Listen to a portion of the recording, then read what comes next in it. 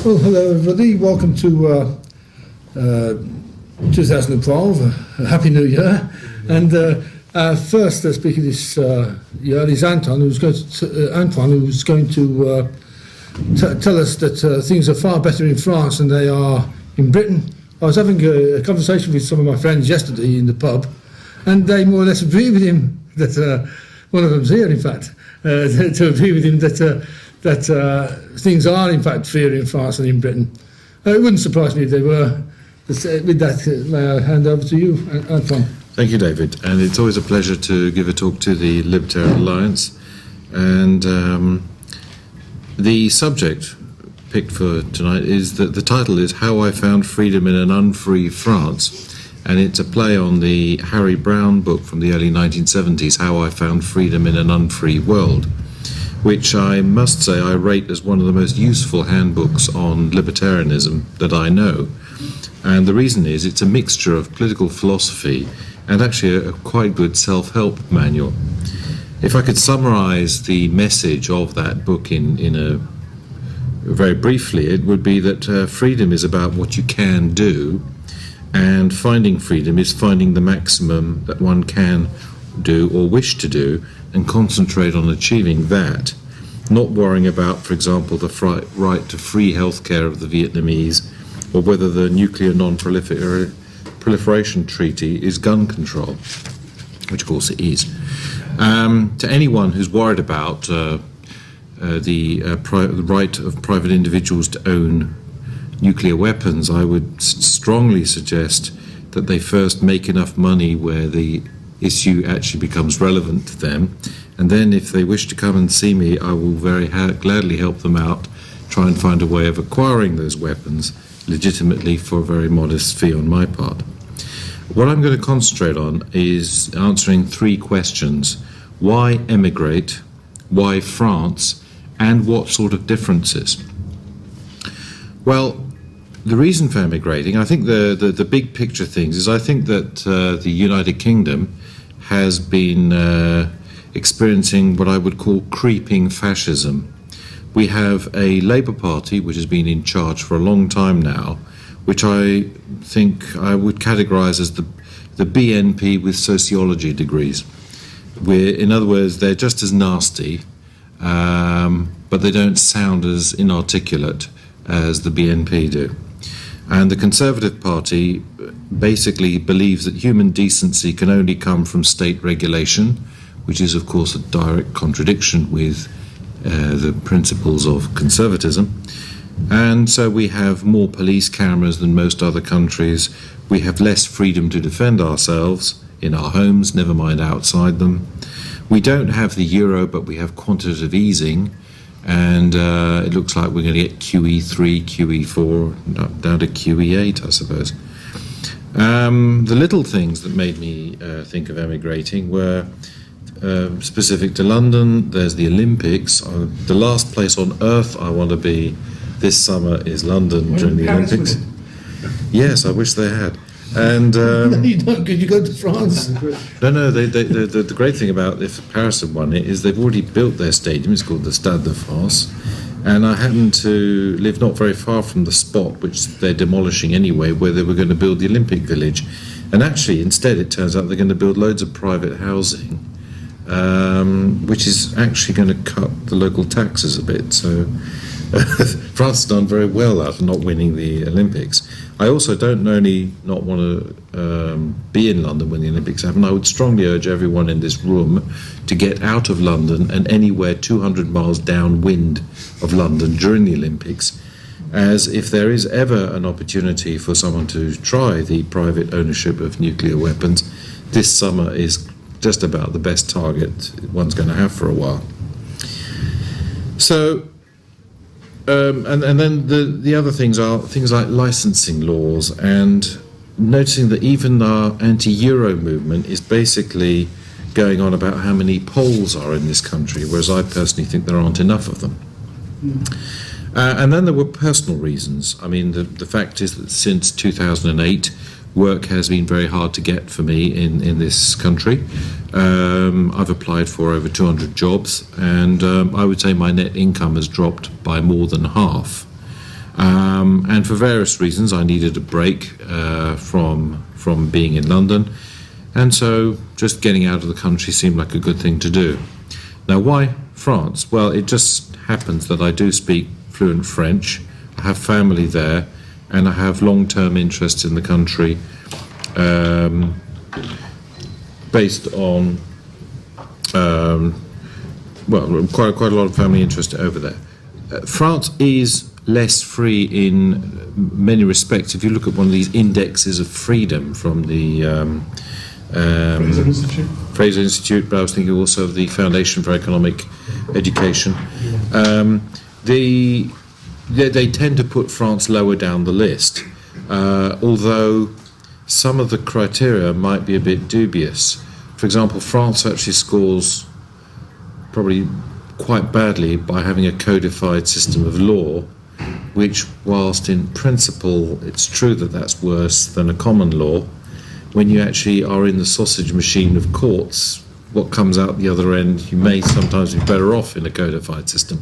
I would note that, for example, in the United States of America, the only state that has codified law, Louisiana, has it because it's the best way of avoiding corrupt judges sending innocent people to jail, so, or at least too often to jail. So that's one side of it. But the fact that it's less free was for me an opportunity, because there are certain things that are less free in France than in the UK, and in which case I'm quite well placed to talk to people in France about what it is in Britain is better and that they should change. And conversely, if there's something they're doing better in France, and there are plenty of those, then the campaign is no, don't copy A-levels and GCSEs and the National Health Service and the national curriculum, which, by the way, they think, oh, England's doing really well, all our young people are going to England, we must copy the education system and the healthcare system. Well, no, they're copying the wrong things there. I also happen to own a flat in a nice part of town, which meant that I could live there for next to nothing. So my decision on why to move to France rather than anywhere else was largely based on that. I also think that, and this is where I would say I was taking a leaf out of that book, How to Find Freedom, which is that I consider that I'm more valuable as an English speaker in Paris right now, admittedly teaching people who want to get out of France, than as a French speaker in London. There are about 500,000 French people in London, and they're all immigrants, which means that they're hungrier, more hardworking, more ambitious, and I feel that I'd be crazy to try and compete with them. Much better for me to be the immigrant in France and frighten the locals out of competing with me. I did try something like this in 2001. I spent 3 months in Paris, and I looked for a way to set myself up as a freelance journalist. And I gave up. It was a complete disaster. The reasons were that the VAT system was much worse than it is now. The social security tax is the same. And there was a sort of work permit system where I wasn't allowed to call myself a freelance journalist without the approval of some workers' council. And then the local taxes for going legitimate were prohibitive. And it's interesting that in most of those areas, the situation in France has improved, whereas in this country, I would say they've all got worse, except possibly the local taxes one, which I think hasn't changed. Now, when I was preparing this talk, I had some thoughts about what it's like being an immigrant. And I would say that no one breaks off from their family, their friends, their community, and travels hundreds or indeed thousands of miles, not in my case, but many immigrants do, to what may be an alien culture because they hate that culture and wish to destroy it. They don't do this to sit on their bums and claim dole.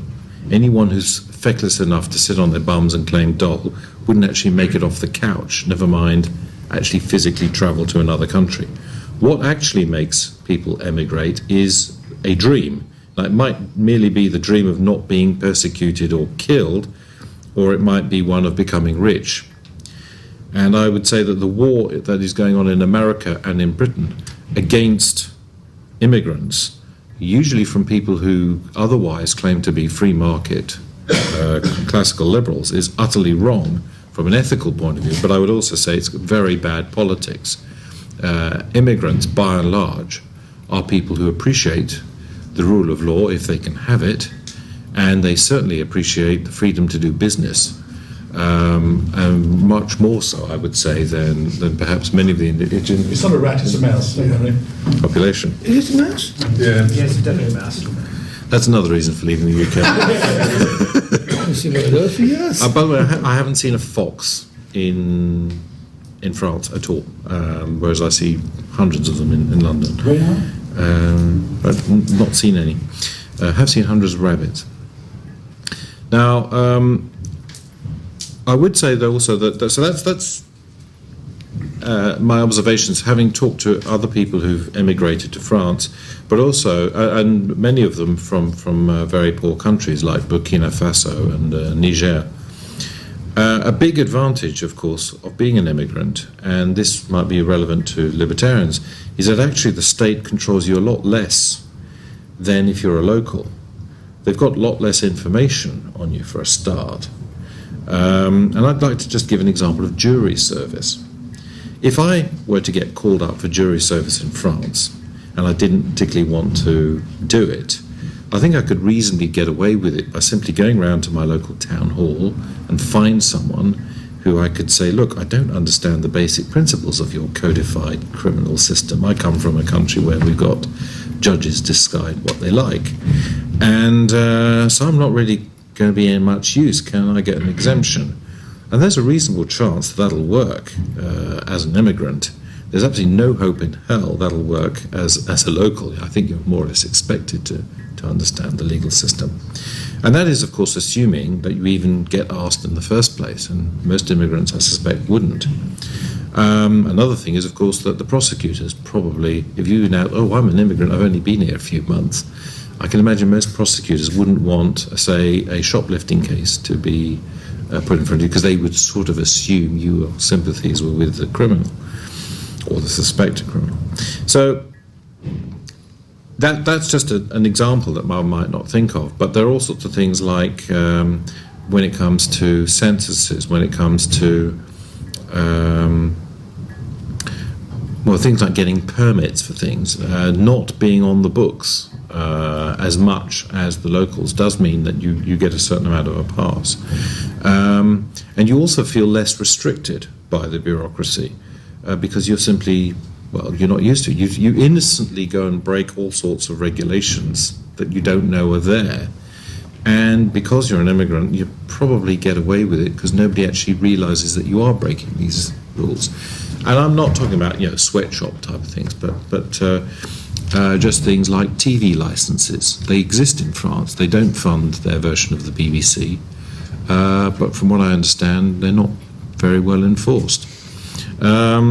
So there are all sorts of elements of freedom that one can get if one wants to as an immigrant that perhaps the locals wouldn't quite dare do.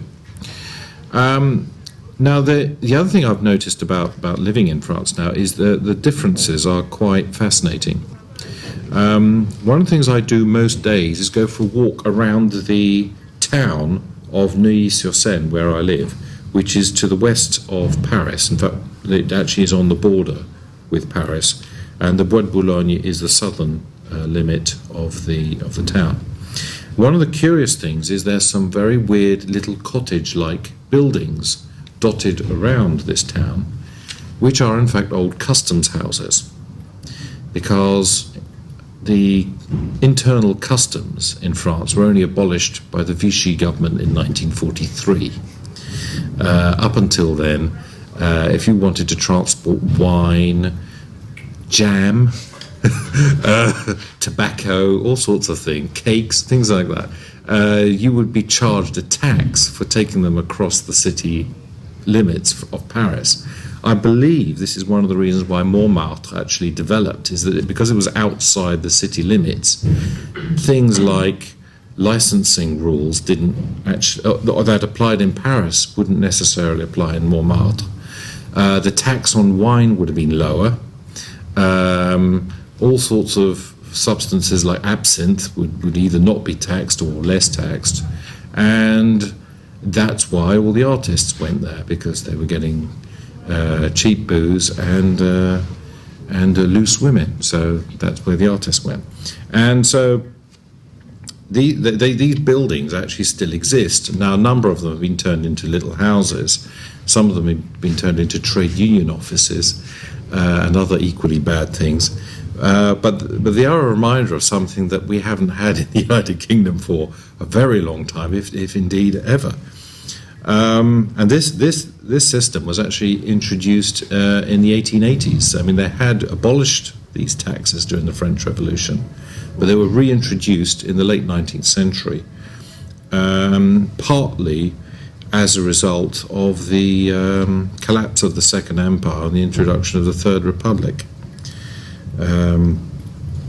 So that's one, just very little difference. The big difference, though, is that I've been looking for police cameras in France, and I can't find them. On the walk I walk past the Saudi ambassador's private residence. I walk past Jean Reynaud's house. I walk past the Ministry of the Interior and the headquarters of several major corporations, including companies that build armaments. All of these are, I would have thought, terrorist targets. Indeed, some of them have been attacked in the past. But apart from the Ministry of Interior, none of them have any police cameras of any kind outside them whatsoever. And yet they're not all burning down they're not under attack every 5 minutes. The other thing is the contrast between taking a train to London and a train to Brussels is quite something. The last time I took a train to Brussels, I turned up at the station nearly 10 minutes before the departure of the train and printed out my tickets at the machine and then boarded the train, and that was it. I nearly forgot my passport, and it wouldn't have mattered, except that at the building I was going in the other end, I needed it to show identification to get a security pass into the building in Belgium I was going to. But as far as the borders were concerned, didn't matter. I might as well have been taking a train to Kent. Another little curiosity, there's a gun shop very close to the Bastille, which I find ironic on several levels. Not least that the Bastille now has a monument to the 3 glorious days of 1830, when the Paris bourgeoisie took up arms against the Bourbon autocrats.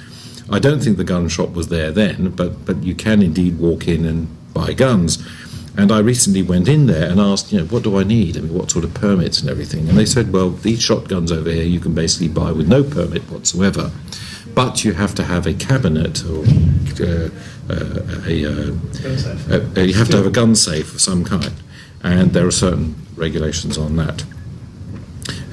They were a bit vague about how they actually check that people have gun safes. I'm not quite clear how that works. But I did find out these things cost a few €100. Ammunition, well, I was told basically if I got one of those things I could buy as much of it as I like. The only question would be if they had it in stock. And what about handguns, I asked. Well, yes, you do need a permit for those. If you want one for self-defense, not for joining a shooting club or anything like that, you would actually need to explain to the police that you had credible death threats against you. To the question. Well, yeah, but they might consider me justifiable homicide. Actually, I have dual nationality, so that might work. Now, taxes. I am spoilt. The town I live in has the lowest property taxes in France, and for €120, I get my dustbins collected 5 times a week. That's €120 a year. I should explain. The money also pays for a local police force, the public libraries, the parks, and the roads, and so forth. There is a local means-tested poll tax as well, which will probably cost me about €1,000. That's still a lot cheaper than my local taxes in London would be. The huge differences from 2001 are the short-term employment and self-employed situation, which of course is what concerns me. And these are a lot less bureaucratic than they were in 2001. There is a system of short-term set duration contracts which run from 3 months to 18 months. These can be renewed for a total period of 18 months, after which, if the same employer wants to keep you, they've got to give you a full-time, an open-ended contract. But the point being that this basically did not exist before. And what it means is that it is actually possible for someone to say, look, give me a 3-month trial job, which you could not get before, which incidentally was one of the reasons why North African second-generation youths could not get a job at all, because no one was going to give them a trial without an employment record. They didn't have an employment record, so catch-22, you have 50% unemployment among the under-30s of certain ethnic groups. Speaking of ethnic groups, it's actually quite difficult to get figures on ethnic groups in France, because it's actually illegal for the government to have databases noting people's ethnicity or religion. There's a good reason for this, which is the last time they had them, they were used to ship people off to concentration camps, and that is the reason they don't have them. It is funny that whenever anyone applies for a job in this country, there's this little form which we're told is voluntary, but personally I always fill it in, because I always assume that the HR people have a look at it and think, oh, that's an awkward sod, hasn't filled it in, we're not sticking them on the short list. I may be wrong. Well, in France, such a form would actually be a criminal offence by the organisation doing it, because it would be endangering the security of ethnic minorities and religious groups. I've never answered that question, and I don't think anything bad has ever happened ever, because I've never answered that question. Well, that may be the case, but although I bet you haven't applied to jobs in local government. No. And I bet that's the sort of place where this would make a difference, actually. Now, on the tax situation, as far as I can work out, the income tax for me would be about the same as in the UK, because certain things are worse and other things are better. For example, if I had a mortgage, I could claim tax relief on the mortgage in interest. I can claim lunch back. I can claim travel costs, which are a lot more generous than the UK. In the UK, it's only travel that's not travel to your normal place of work. You don't get a tax rebate for. You do in France, and by the way, the travel's cheaper anyway. You can deduct your local taxes from your national taxes, like the USA. Which incidentally I think is a terrible idea, because it encourages local government to put up taxes, knowing that people aren't going to feel the pinch, and so they're going to tolerate more excessive government. But from this point of view, the UK doesn't have this, France does. Therefore, the net result is that the pain of living in France is reduced. VAT, yes, food and books and children's clothing are exempt in the UK, but there are actually quite a lot of things that are taxed at 5.5% in France. And of course now the top rate is lower than the UK. It's now 19.5% instead of 20%. Maybe not a huge amount, but I suppose it adds up. Healthcare in France is getting worse, because some bright spark said, look at the spend a lot less on healthcare than France does, therefore we'll copy them. And there's a really bad thing, is one of the leading organisations that's calling for this is actually the equivalent of the Taxpayers Alliance. In other words, a group that most issues is actually good, but on this one area they're just looking at, look, the amount is lower, therefore I think we could cut taxes. what they would, of course, have is they'd probably lower the life expectancy by about 3 years in order to do that. So I think it's based on a completely false premise. Also, if you introduce a national health service, and no guarantee it'll cost the same as it costs in the UK, there's every reason to fear that they'll simply add cost rather than cut any. And you are actually getting a lot more for your money. And that brings me to one of the other curious things I see on my walks around the Paris area. There are shops that are called Laboratoires d'Analyse Médicale, laboratories of medical analysis. Now, I've never seen such a thing in London. And what they are is they are shops for having x-rays, blood tests, cancer screening. All of this stuff is done by privately owned shops, of which there are about 8 within a 10-minute walk of my front door, which is good because they're competing with each other. And the way it works, if you want to go the government healthcare route, is you go and see a GP and you get a prescription and you go round there and you say, I'd like to have a red blood cell count, please, and you pay €6.50, and the state picks up the rest of the bill. Or you could just walk in one of these shops and say, I'd like that, and for £20 they'll do it overnight. There are also all sorts of therapists that would normally in the UK be done in a hospital. Well, there's a shop in the street where they'll do that. And of course, probably know about the fact that pharmacies in France are generally used instead of going to a GP, because the pharmacy, as a rule, doesn't charge you to tell you, that's a broken leg, or that's going to have to be amputated, or whatever. The pharmacist will tell you that, and then you go to the hospital and negotiate a deal with them. You don't go to a doctor because you have to pay to see a general physician. But again, one of the things which I'm afraid the free market movement wants to get rid of is the fact that at the moment, if I've decided that the only GP I could possibly deal with lives in Marseille, and I want to do a 900-mile round trip to go and see a doctor, that's fine. I can do that in France. That, of course, is going to be abolished.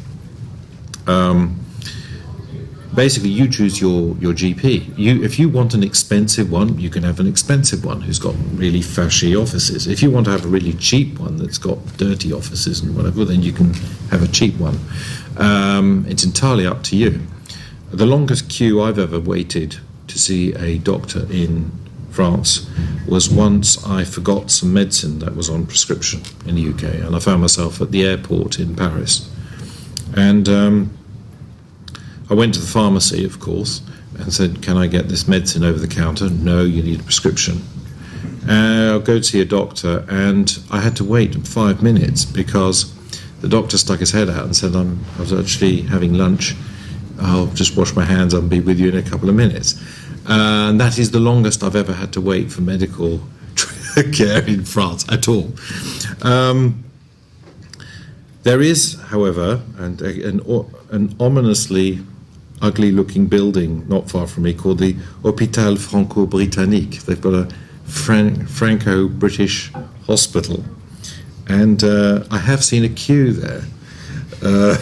So I've got a suspicion that people die on trolleys there, but they get better food than in this country. The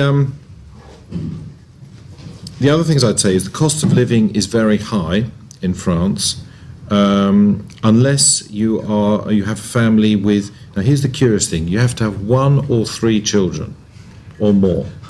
2 isn't so good. It's the way the family benefit system and tax deductions work. But if you have several children and a car, then shopping at one of the hypermarkets, you can actually, if you're reasonably careful, spend no more than you would in this country. But the problem is the exchange rate. When the euro was introduced, it was 67 pence. Now it's about 95. And so prices have gone up by a third. On top of this, they've had inflation, but their inflation looks 30% worse because the pound has actually dropped against the euro since 2002. For example, the price of a can of Coke hasn't actually changed a great deal in the last few years. But when you're changing it from pounds, it has. So that's my observation. And the last few points I'm going to talk about quickly are differences about schools. And here the big difference is the architecture. If you look at a French government school, it does not look like a Gothic revival building that most schools built in the 19th century here are. And the reason being, of course, that they were all built against organised religion. And therefore the last thing they wanted to do was make their schools look like church buildings. What they do look like is Roman public buildings. And they also tend to be very square. And they have the golden rule for the windows. So I get the impression of an education system that puts mathematics at the top. And indeed, the pecking order of the baccalaureates in France does suggest this. The top one to have is mathematics, main subject, baccalaureate. The second-rate one is the sciences. The third-rate one is the social sciences. And the bottom of the pile are the languages, but then you only have to learn 3 foreign languages to take that one. And then really below that are the technical ones. There's an agricultural baccalaureate that you can take. Religion. I walked past a little plaque which marks the spot where the Templars were burnt, and nearby there's the statue of King Henry IV, who was the Protestant who converted to Catholicism and was then assassinated by a Catholic. One thing that did surprise me, they've had a Muslim veil ban in France, and I have not yet seen anyone defying that. And I am surprised, because I would have thought, I mean, if I were a Muslim activist, I'd be organising half a dozen people to stand outside a police station and put the veil on. I mean, and get arrested. I mean, it's an obvious protest to do. I've not seen that. And it doesn't seem to be reported that that's happening either. Now, that doesn't mean it's not happening. But I think that the fact that the interesting thing for me is that the veil ban has gone through quite easily. And the reason for that is I think that there's a left-right secular consensus. And the final thought about this is to do with national identity. French identity, I think, is mostly about language, not about blood. It is about language. You are French if you speak French properly. The fact that you were born in Chicago doesn't matter.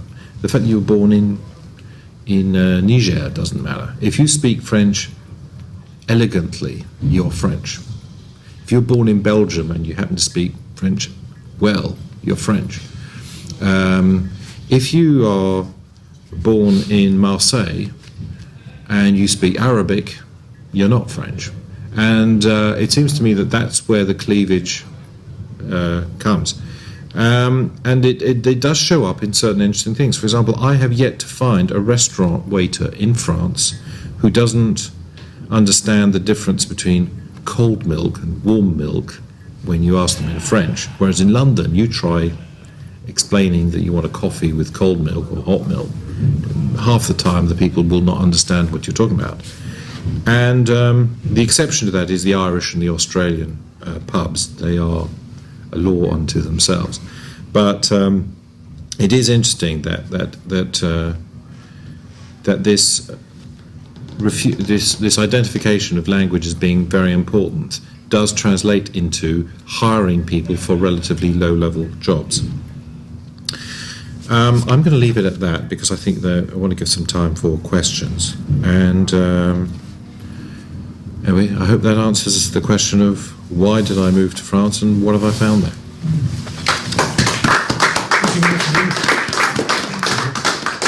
Is there any questions? Bob? Just get it out of the way quickly. On the veil thing, there's been kind of economic analysis to say it came in rather quickly because women who didn't do it are plain to see. So a lot of women who didn't really want to do it felt they ought to do it because they're very conspicuous, and there's a sort of excuse for haranguing them or insulting them or being nasty to them. Once they're allowed to not do it, because I'm not allowed to do it, suddenly it's not easy for a fellow Muslim, a male possibly, to complain about it because it's the law. So a lot of them are maybe quite relieved not to have to wear the veil, but they have an excuse for it. That does bring up a change that's happened in the last few years, and Nicolas Sarkozy, when he was the Interior Minister, was the one who introduced this. One of the French responses to 9/11 was a discussion on what are we going to do about these mosques, and the answer is subsidise them. And so the mosques in France are the only religion in France that gets any kind of government subsidy is Islam. And, well, why? Because by giving them a subsidy, we have a certain amount of control. And it's brutally simple as that. There's a curious news story today, which is that the Kuwaiti embassy has announced a 50 million euro scheme to invest in the poorest suburbs of the various towns, basically offer grants for starting up businesses for young Muslims. But they don't actually say young Muslims, but given the areas they're picking, it is young Muslims by and large. One of the funny things is the Kuwaiti embassy outside their front door has a giant suite wrapped in the Kuwaiti flag. I do think it's a rather curious metaphor for what they're up to. But Kuwait, sorry, this is Qatar. It's not Kuwait, it's Qatar. And, they're letting countries like Qatar talk to their local Muslims as an alternative to letting a country like Iran do so, or Algeria. And that strikes me as, they're looking at the problem and trying to deal with it in a rather different way than, say, the American way or indeed the British way. But the idea of subsidising the mosques as a way of controlling them, and because there was an outrage, hang on, why should they get a subsidy and not the other religions, or for that matter, why should any religion have them? But no, we need to do this so we can keep tabs on what they're up to. So do they actually have observers in the mosques, like I believe the military in Turkey frequently send their representatives along to make sure there isn't too much sedition? No one's talking too much about that, but I think it's generally assumed that transcripts of all the sermons are available to the Ministry of the Interior. I think that's what that's all about. In Turkey, actually, the sermons come out of the Ministry for Religious Affairs. In Turkey, every mosque is run by the government, and the sermon comes from the government. So there's somebody in Ankara defining what is going to be in the prayer, and this is what in every mosque is going to be the sermon. That's it. There's no freedom in that matter at all. Well, I've got a suspicion that it may not be a case of writing the thing, but I think they want to see a copy in France. In France, I'm fine. So I think that, but I think it's ultimately the same objective. In Turkey, they actually censor them, do they? They actually censor the sermons in Turkey. No. No, they write them. They write them. Oh gosh. Yes. Just an aside on that, in the Balkans recently, in Kosovo, I did not see a single woman wearing a headscarf the entire time, and that is theoretically ruled by the Muslims, whereas in Macedonia, which is theoretically Orthodox Christian, I saw lots of Muslim women wearing headscarves. What this means, I don't know, but I suspect that in Kosovo they're trying hard to be secular. However, the observation I actually wanted to make was that as somebody who also does not live in the country that I was born in and I was raised in, I find it interesting that you can. One reason why you immigrate is that you don't really fit very well in where you come from, and you have a slightly strange or unusual personality type.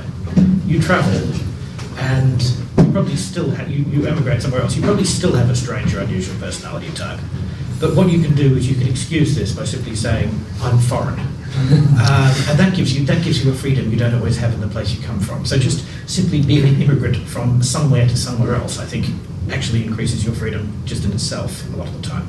I think that's a very good point.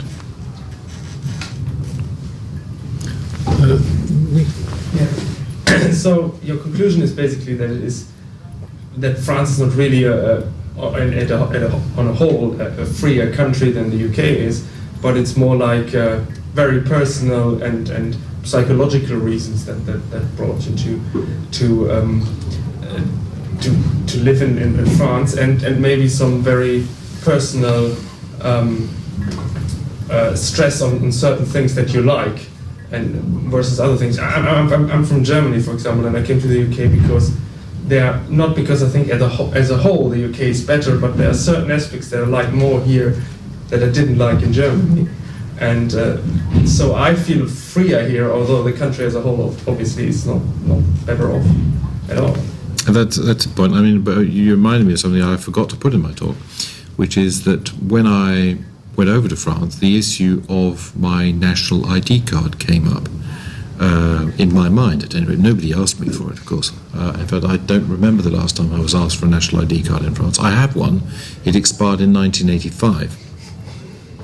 But they're now free. They used to have to pay for them, which is probably the main reason I didn't renew it. But since 1955, they've not actually been compulsory in France. So we have this weird situation that if the Labour Party had won the last general election, we would probably by now have compulsory national identity cards in the UK, but actually they have not been compulsory since 1955.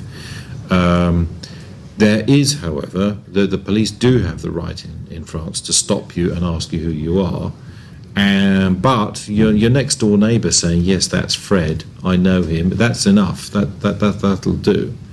You don't actually have to carry a form of identification on you at all times, although there was an attempt to bring that in the 1990s. It was ruled unconstitutional, as were police cameras at the time. This is a dull one. What's the price of electricity?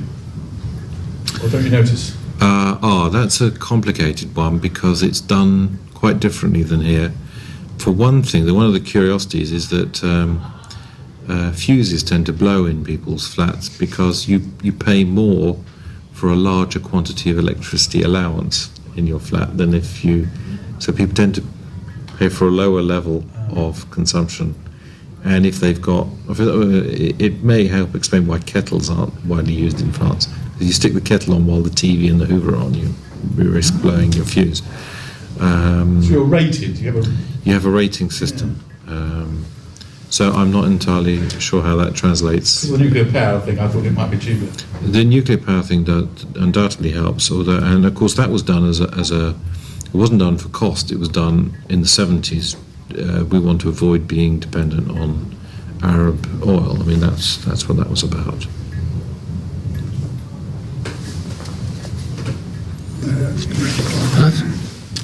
I'll ask just about the veil thing. Is it just literally veils? I mean, or is it the fact that you've got somebody covering your head with a little slit? I mean, you will not be surprised to know that the law took months to prepare, precisely because that was the question. What is a veil? Are we going to ban something that basically means that Orthodox Jewish women who have to wear something that covers their hair and usually goes around their neck, is that going to be banned? No. What is specifically banned is something that covers the whole face apart from the eyes. That is banned. And then the actual burqa, where you've got just the little slits in the grill, those are outlawed. But a headscarf that goes round your neck, that's fine. Well, why don't they arrest their own police then? Because they wear balaclavas with a holes cut in them. I've seen them with their machine guns, a little hole. Somebody asked why they don't arrest all the police women, because there's a law that has never been repealed that in Paris, but not the rest of France, in Paris women are allowed to wear trousers without the authority of the president. And Georges Sand got a written authority from the president when she wanted to wear trousers. But technically, every woman wearing trousers in Paris is breaking the law, Yeah, I think, yeah. including the police women. So. I think Joan of Arc got booed for that, but I don't agree with that. But something else I was going to go on. Ask me. That's why because I was caught up in a hooligan incident. I wasn't participating at King's Cross, so that's why I was delayed. So I'm sorry if you already covered this in your talk, but my father lives in Spain. There's always telling me how cheap the council tax is in Ascot, how low the council tax is. I don't know if it's because it's subsidised or what the reason is, but it's a very, very low rate. What's the situation in France with local taxes? It's very variable. Where I am, it happens to be the lowest in the country. So, it clearly is ridiculous because I was saying the refuse collection is 5 times a week, and the tax is £120 a year. Now, there's no way that can be compared with what we've got here. I mean, it doesn't remotely compare. Clearly, there's a very different way it's organised and accounted. There's no doubt about that. But it also has to do with what kind of services are done at what level of government. For example, if just take social housing, if that's done by the local government, the regional government or the national government, that's going to affect which taxes are used to pay for it. They've got a TV license in France, but it doesn't actually pay for television companies. It's just a government tax. I believe it costs more to collect than it raises. So it is in fact a machine for employing government employees, and that's it. That's the only reason it exists. And I mean, I believe there are something like 1,000 taxes in France. Your council tax where you are is quite low. Very low, but I know that for example, I happen to know that on the south coast, for example, they tend to be very high. It does vary, but one crucial difference in France is that your taxes are done on how much you've done up your house. So one thing you do not see in France is a nice garden lawn in front of someone's house. You'd never see that. They've got a water meter for a start. So it's costing them a lot of money to keep the grass green. But also that's displaying wealth, and you just don't do that. What you have is you have a wall, and inside the wall you may have all sorts of things, but you're not going to show off your rose bushes, your conservatory, and all, you don't show that off to the suburb. That's all hidden around the back, away from prying eyes. But you do not display that kind of thing. Isn't that a bit like the old rateable system here? Yes, it is exactly that. The what system? Rates system. Yeah, you put an extra sink in your house and you pay more tax. Right. Be a sink estate. You said that codified law is considered generally to be better than case law, what we have in Britain here. I'm actually not so sure if this really holds the test of reality. In theory, I think you're perfectly right. But in practice, as I also immigrated here from Germany, although Germany has codified Roman law, the judges have a lot of, let's say, room to play with the code of the law, how they apply it, and what kind of sentences they hand out, so that you are not. They still can do basically what they want. It's not that it's kind of clear cut. If you did this kind of offense, you get this kind of penalty, and that's it. I was being from no penalty whatsoever to 10 years in prison for the same thing. Yes, I was being quite provocative with that statement. It is generally, I think, considered by most of the libertarian scholars that a common law system is better than a codified law system. Basically, because a common law system doesn't derive from an act of state decision making. Napoleon or whoever, his committee of lawyers, he got to sit down and write the Napoleonic Code. Well, that's clearly not the same thing as people working it out by trial and error over hundreds of years in Anglo-Saxon communities. It's a completely different way of doing it.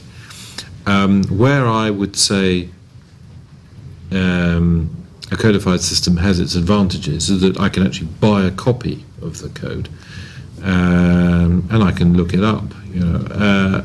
Whereas it appears that if you are a stockbroker, if you are a solicitor, and you run out into the street and shoot at burglars who are leaving your property, and you injure or kill one of them, you are not guilty of anything.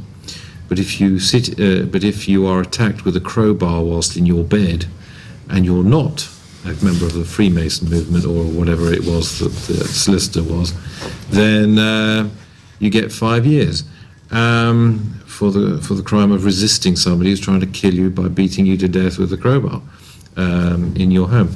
That's where common law is rubbish, because what it amounts to is that judges literally make it up as they go along. And what you're saying is that a codified system has its abuses, but something as straightforward as, self-defense being defined as where it is, I think a codified system has its advantages there. When you've got a lousy legal system, lousy judges, a codified system is a better protection. I know that it, of course, doesn't exclude lots of really bad laws being in the code. Don't get me wrong, but at least it's possible to find out what they are, which does give you some protection. If you know what these laws are, that helps. But if there's some precedent, somebody decides to quote a 1375 precedent at you, well, what chances does anybody have? So that would be my defence of the codes. But I was being provocative in that point. I was hoping Lester would be here, because he would have. I'm sure he would have taken that point up. Compared to over here, are the people in their behaviour or their prejudices more libertarian, and in their theory, are they more or less libertarian? It's a very split answer.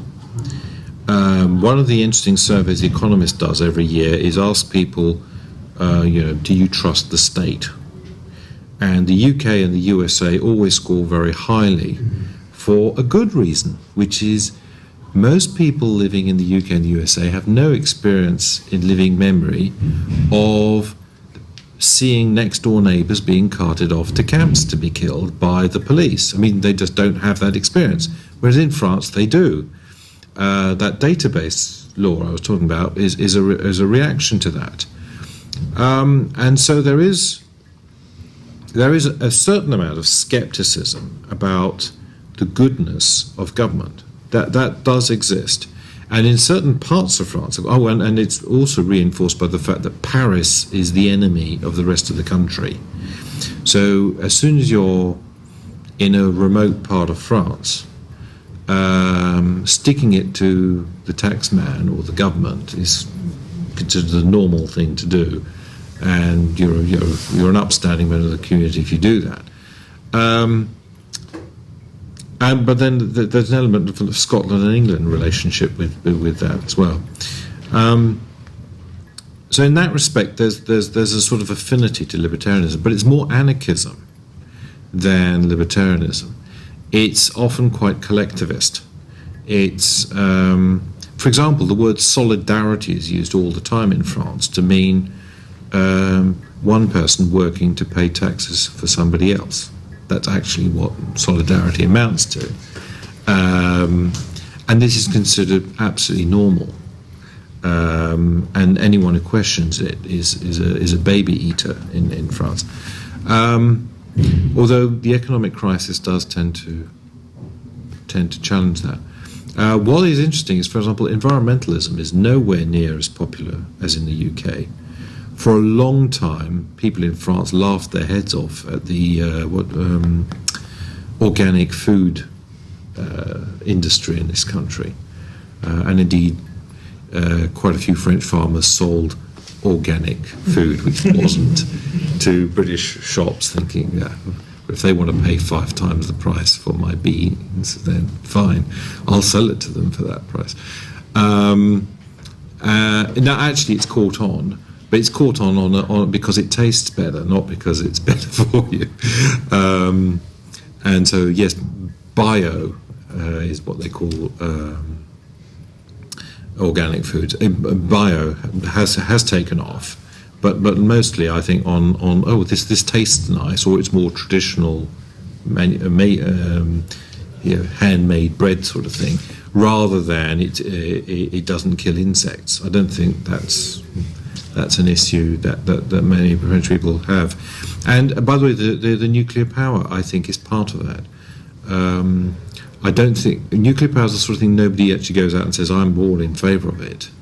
But as soon as somebody actually proposes shutting down all the nuclear power stations, they don't win the presidential election.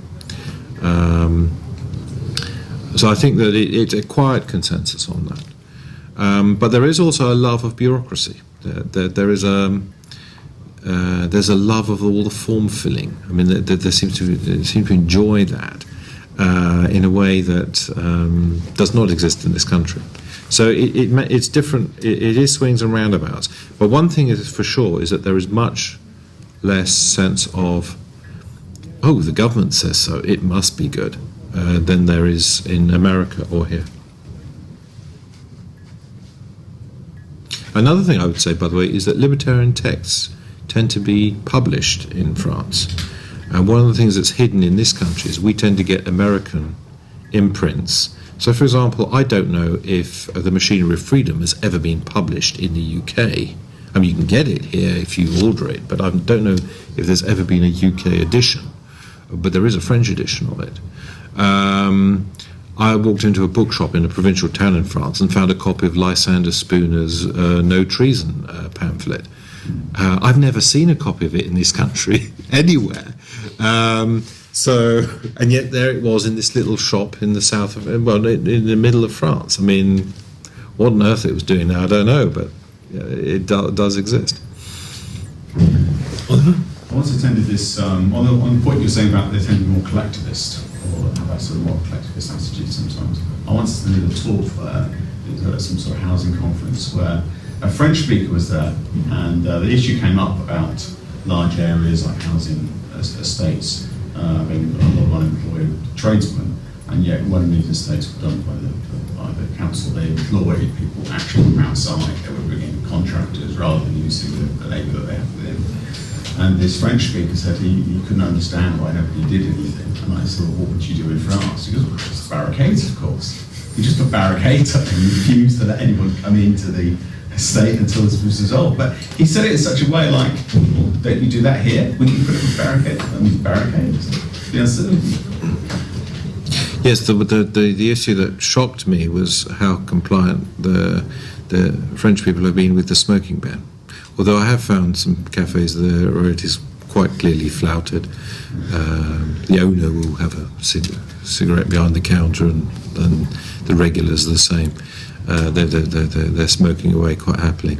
It surprised me how Britain has conformed to that. I didn't expect it. No. The thing is, I think one of the disasters that would have happened in the Second World War is if we'd ever had a Quisling government in this country, it would have been far worse than most of Europe, because you could just imagine the judge saying, I know this is an absolutely barbaric law, but I'm going to send you to that camp anyway. There would have been no resistance to this, because it would have been, well, rules is rules, and I think I'm very surprised that they smoke, but Pat, and then Bob. Yeah, as a libertarian, what do you think about the vape law?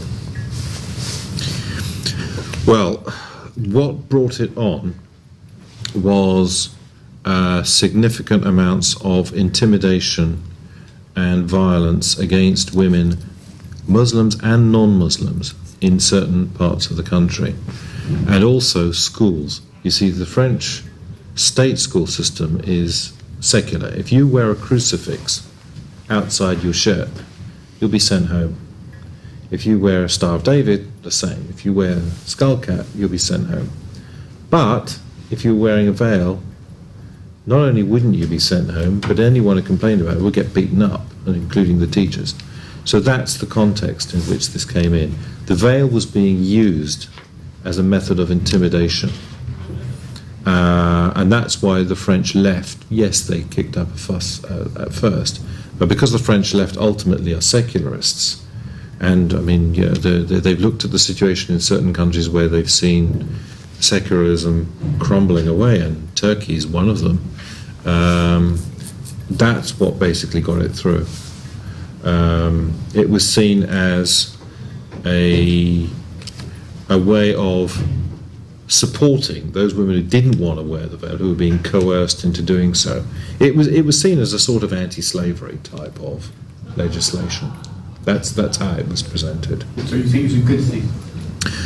I think that, in one sense, it's inadequate because there's an awful lot of other stuff going on.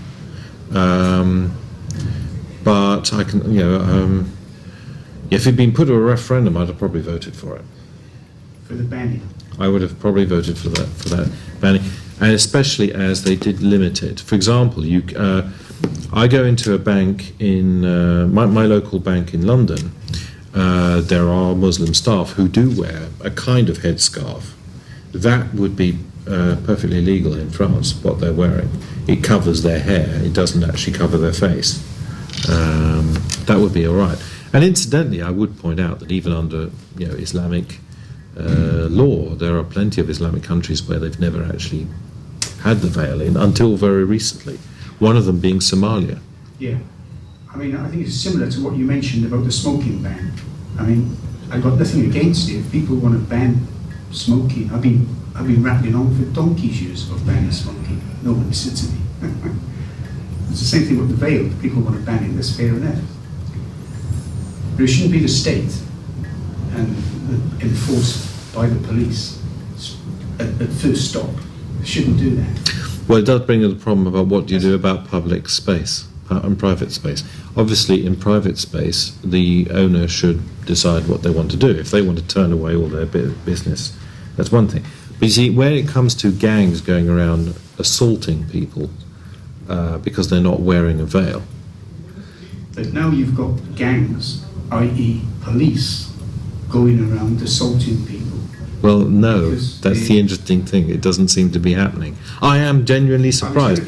I was genuinely surprised about that. What you read in the French newspapers. Well, there's what you read in the French.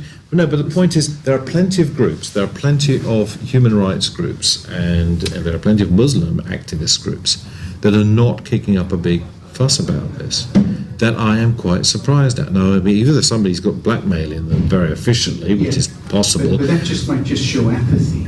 No. These are groups. That, no, I'm sorry, but Amnesty International is not an apathetic organisation. Well, and they are not. There are not at the moment that I'm aware of. I mean, there was one on the day the veil ban came in. Somebody actually tried to get arrested, and the police just decided to ignore them because it was so blatant that it was a publicity stunt. But like I say. And of course, there is another thing, which is that I haven't been going into the areas where the violence was happening. I'm not that crazy. So it is quite possible that there are areas where the police are not enforcing this. But from what I have seen, I have not seen any of the Muslim women wearing a veil in France. Whereas I do see quite a few of them here. You mentioned about the guns, about the selling guns and what have you in the shops. Something that happened when we were over there in Paris, it was actually in, it was Bordeaux, I think it was Bordeaux actually, quite a few years ago now, mind you. But I was with a friend in a supermarket, and he had an argument over, he'd been overcharged in a supermarket. The police turned up, unknown to him, we didn't know they called the police, but he was complaining he'd been overcharged. Police turned up, they dragged him into a room, took their guns out and threatened to shoot him and beat him over the head with their gun. I tried to stop him, the chap threatened to shoot me unless I went straight away to the ferry, and his girlfriend as well. Her name was Keith Palmer, by the way. Unless we went straight to the ferry, he was pointing the gun and saying, go. Presumably if we didn't, we'd be shot. We went to the ferry and spoke to the captain and told him what had happened. And I said, our friend's still getting beaten there in the room. And the captain of the ferry said, well, look, this is France. It's not a police force, it's an army. They've got it's a guns. gendarmerie. Yes, yes. They're people in uniform with guns. They're army. It's not a police. Well, they call them police, but they're army. There's nothing. Now, outside Paris, most of the police are in fact the gendarmerie, which is originally an army unit. So, Right. and it has changed. They used to be under the jurisdiction of the Ministry of War. They weren't. When there was a war ministry, that they were answerable to them. So they were not under civilian legislation at all. So, for example, at roadblocks, they're allowed to shoot people if they didn't slow down enough or quickly enough. I would be surprised. And that occasionally happened, you know what I mean? I never went to France again, but having gone to Russia last year, I was surprised down at the Dover there, near Dover, we're in a coach, just to French police got on the coach. This is at Dover with their guns, with their weapons. Yes, well, they're standard. Yes, like in America, they have guns. Yes. Yes, this is in the UK. In Dover. Yes, yes. And when I complained about it, they said, no, it's passports. It's passport, we're allowed to be here. That's the right. And the people who tried to stop the Channel Tunnel were dead right, because you've got these military French people, with their gun-blooming guns, but actually in Britain now, boarding and terrorising British passengers before they even bloody leave Britain. Mind you, having said that, I'm probably the only person who complained. I mean, most of the others are just bloody zombies. Anyway, they wouldn't complain. Bob? Moving on. Bob? Just as a matter of a point that might be of interest, I don't know if the French did the smoking ban quite the same way. No, they didn't. Over here, it would have been the honourable thing, the old-fashioned thing, to make it illegal for a person to smoke. They are committing a crime. They would have to be found, reported, identified, tried, and far sneakier over here. It may be illegal anyway for the person to do it, but the real lever, the real mechanism of enforcement was that you would lose your licence in a pub or a bar. That's what really did it. Instead of the local bobbies saying, fuck that, pardon me, blow that, and having a fag himself, and the landlord having a fag, and the punter's having a fag. No. One person reporting it, and the licence will be lost. The place which is rather more liberal is Germany, where I went to Cologne last year and discovered that pubs can call themselves smoking clubs. And for a €1 membership or something, you are a member of this smoking club. I don't know about the rest of Germany. I believe it's down to every lender. Yes, so exactly. So some of them will be more rigorous than others, but Cologne is one of the more easygoing places.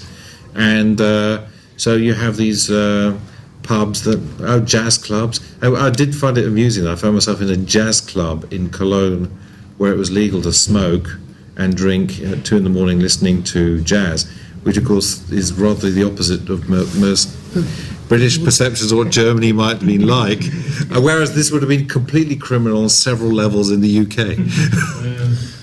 Finally. Just getting back to this veil ban problem, isn't this something that's at the end of the day caused by non-discrimination laws? If you would have the right on your own property to allow people in on however you like, or if you run your company and you can tell your employers what to wear or they are fired, in that case we wouldn't have that problem. Isn't this only caused by non-discrimination laws? Because if I run a private school and I could tell my pupils, this is the school uniform, you wear that or you go to another school. In that case, we wouldn't need a veil ban. It's only necessary, I think, or caused. I don't think it is, but I see your point. It could be, but when you've got youth unemployment that's over 50% in these regions anyway, the job issue isn't, the employer isn't a factor for a lot of cases. So saying, if you're a woman who's being attacked because you're not wearing a veil in one of these areas, and you say, well, my employer, and they say, well, we know you haven't got a job, so that's out of the window. What I think is the issue is actually an answer that some of the libertarians have a lot to say about, which is the private ownership of space, and also the issue of government-owned schools, because I think it's arguable that the moment you have schools that are funded by everyone, then the issue of what conformity is becomes a problem. Because, for example, I mean, I was put this question today, why should a vegetarian be paying for subsidies for abattoirs? I mean, it seems to be a pretty obvious moral crime to force vegetarians to pay for that. I mean, it may be funny if you don't like vegetarians, but it is an obscenity. It's an obscenity, for example, for that matter, animal welfare people to be forced to pay subsidies for ritual slaughter for kosher and halal foods. If there is an abattoir that's getting a subsidy and they're doing ritual slaughter of animals, then I would say, what on earth is, why are people being forced to pay for that? The same goes for abortion clinics. If you believe it's murder, why on earth would you be compelled to pay for someone to commit what you consider to be a terrible crime? Whether or not these things should be legal or not is that we can argue, we can have 10 different opinions. But what seems to me reasonable is to say, well, hang on, it should be a private issue. So, for example, if I don't like supermarkets that sell meat that is from what I consider to be immoral sources, then I don't go to that supermarket. I find one that caters to what I want, like one that sells only fruit. Then that's fine. And that's where, for example, this non-discrimination laws, I think you've got a point, but it applies to things like streets, public spaces, public transport. That's where these laws matter. And the point is that, and the reason why you would expect the state to get involved is because there is an issue of threat of violence and intimidation in these places. The intimidation is going on on pavements. It's going on in schools, which are owned by the state. That's why this is an issue. And also, I think another problem with this whole veil story is that you also have to look at where this is coming from. 40 years ago, if you look at in Cairo, in Egypt, nobody was wearing a headscarf there, or in Algeria 40 years ago. It's actually quite a modern development. And I think the reason that we allowed a lot of strange countries like Saudi Arabia, Qatar, Kuwait to basically fund seditious organization in Europe and in Egypt and in other countries. This agenda has been pushed forward. And I think this is something that's kind of strange tolerance that we don't show to other faith groups actually brought about in the first place. So maybe it would be much more prudent to maybe look at, should we allow Qatar or Kuwait to actually try to influence people in Europe, or should we maybe kind of cut these funding sources? Well, the interesting thing is, for example, you mentioned Qatar and Kuwait, and indeed Saudi Arabia. I mean, there is a bit of give and take. I mean, I believe Saudi Arabia has just allowed women to have driving licenses, which I would argue might be a bigger deal than having the vote. On a practical level, it certainly is. And the same, I think they had an election in Kuwait recently where they had women members of parliament, whereas they didn't used to have them. So it's not all one-way traffic, which is kind of the theme of what I've been saying. But I agree that the whole veil issue is a political weapon. It's nothing to do with personal choice. It's nothing to do with whether one is a pure Muslim or not. This started, I think, with the Iranian Revolution, 78, 79. That's when this process of Islamism really got going. The French were complaining about Islamism in Algeria in the 60s. It was nothing like what we're looking at now.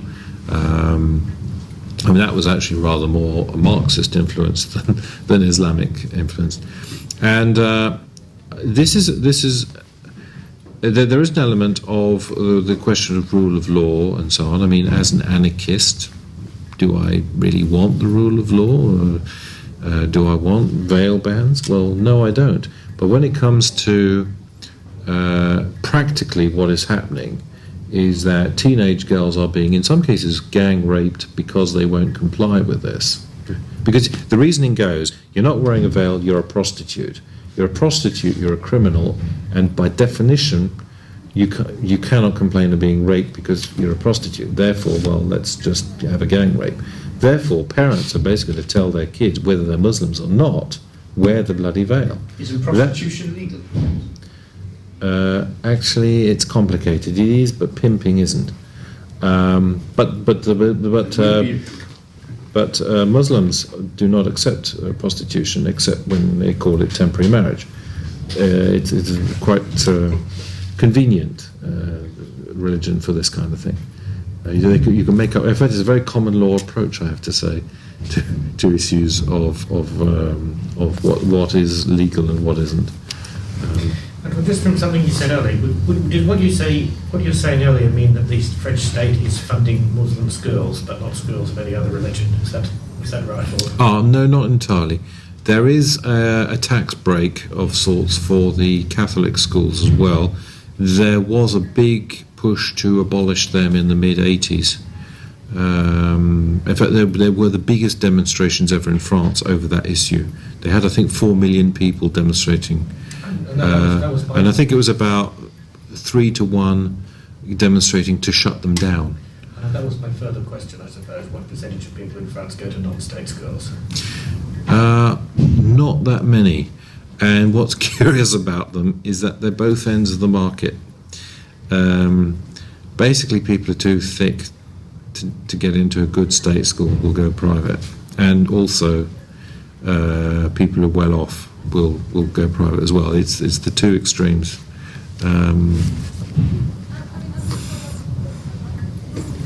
Is there any more questions? What about the French banksters? Are they pinching all the money like we have here?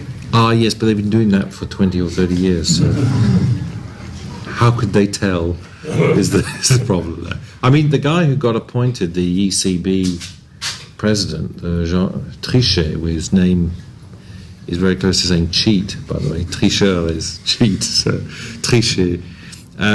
He was the head of Crédit Lyonnais when they lost, I think it was it 10 billion francs or something like that? I mean, it was a massive fraud. And one of the frauds going on there was that friends of the Socialist Party leader would get a loan and never have to pay it back. And that's one of the reasons why they had this big loss. Sounds familiar. So, yeah. Just on the point you were talking about data protection and ticking those ethnic minority boxes, which we have here. You said they're illegal in France. I mean, that is one good point about the French, to make those kind of things illegal. I mean, and one of the personal experiences of mine was ticking one of these boxes and handing it in.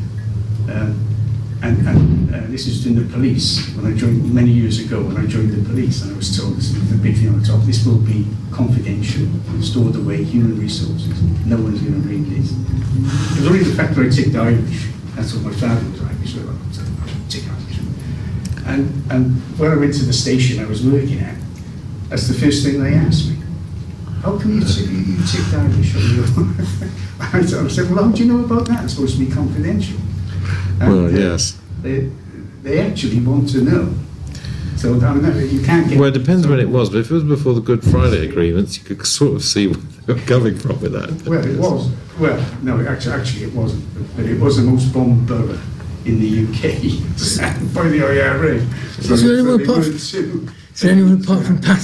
What's that good question? Oh, well, I suppose, well, thank you very much indeed, Anton, anyway.